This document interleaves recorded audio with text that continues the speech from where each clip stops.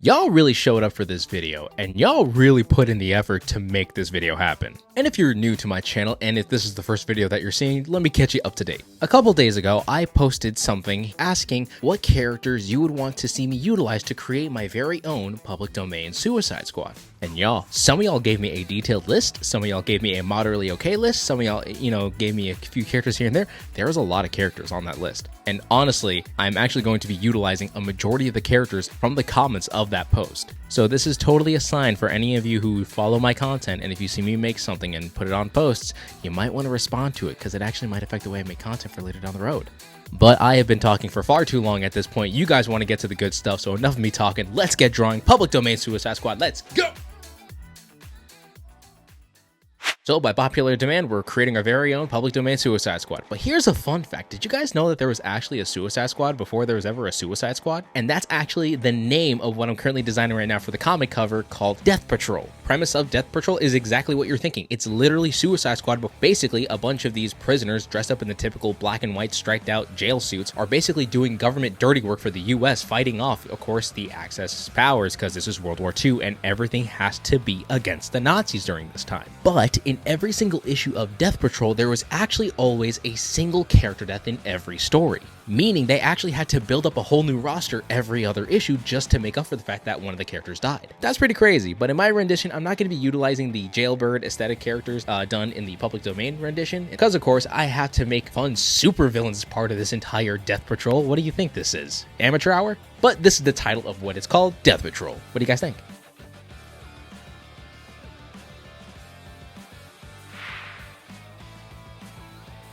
And starting this entire public domain Suicide Squad, we have the Black Death. He's like the Bloodsport, the Deathstroke of this team. Essentially, originally created to being a just psychopathic murderer in a strange suit, I decided to go the extra mile in making him a murderous mercenary for hire.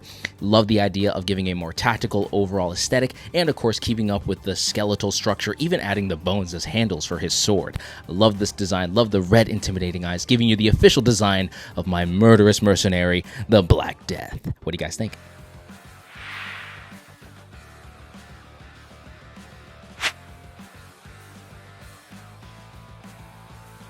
The second member of the team is the Six-Gun Gorilla. Behind the scenes, actually, we till this day have no idea who actually created the Six-Gun Gorilla. What we do know is that it's a gorilla from the jungles who made its way here to the American West doing typical cowboyish outlaw things.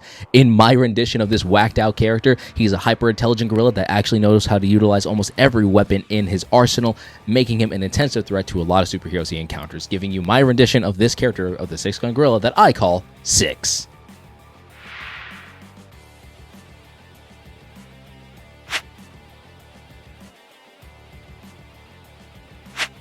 Member number 3 was a bit of an interesting case because I didn't utilize a clown character and just gender swapped it.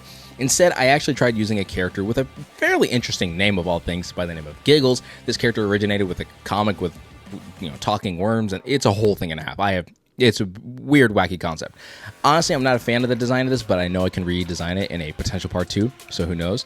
But yes, to fill in the Harley Quinn role, this is my interpretation of the Harley Quinn being Giggles.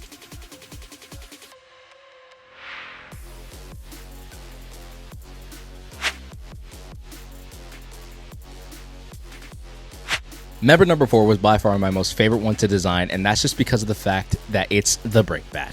For anyone who may or may not know, this is just some dude who dresses like a bat supposedly and just throws bricks at people, killing them off that way. That is the most dumbest and most hysterical way of being a villain ever, and I had to have him in here. So to those who have suggested of me having Brick Bat in this team, thank you for the suggestions, and I hope you enjoy my rendition of this chaotically hobo psychotic man that is simply known as the Brick Bat.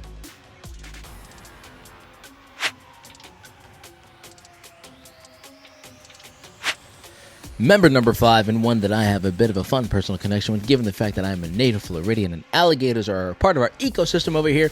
This is my interpretation of Killer Croc that I call the Gator. This is obviously a really fun idea of just making a very thuggish, gangsterish looking kind of a dude. Obviously giving him a bit of a cool like leather vest of some kind, and these jean shorts and the chains, the locks, giving him that kind of intimidating look. I honestly had a lot of fun designing this character, and I might actually design him in a much more intimidating way if I ever did a part 2, so who knows. But other than that, this is Gator.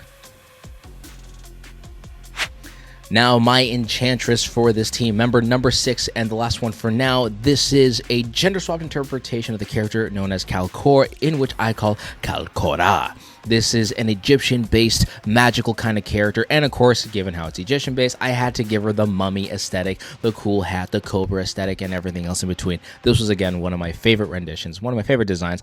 It looks a little campier in comparison to some of the other characters, but I like to think, hey, in the comic book universe, it kind of fits well. So what do you think of my rendition of Calora? To rally up all the characters, we have Black Death, Brickbat, the Gator, Giggles, Six, and Calora.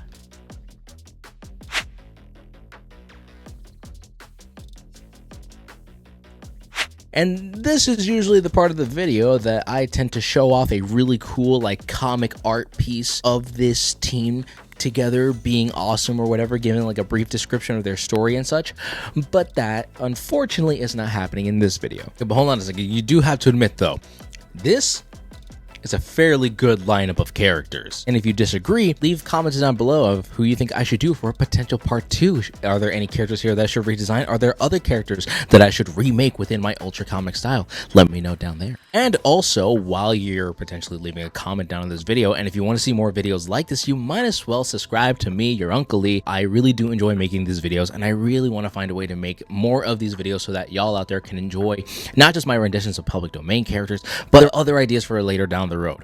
But you know what, we'll get there to whenever we get there. If you enjoy the kind of content, subscribe. If you like what you see, hit the like button, and of course, if you want to see more potential content or suggest some ideas, leave some comments on the video. I actually read all the comments because, again, it creates fun engagement. I love hearing what you guys have to say, and I mean, again, this video wouldn't even exist had it not been for all of you out there suggesting that I make a public domain Suicide Squad. So, I mean, hey, there's at least a merit to commenting something here. So, yeah, there's that. Outside of that, I think I'm done doing all the typical YouTubery, promotional related activities. So, I am going to end the video here. So, to my fellow weirdos out there, stay awesome, stay weird, and always keep life to the easiest. Keep in mind that art inspires all, but you can inspire more. And never forget to stay ultra.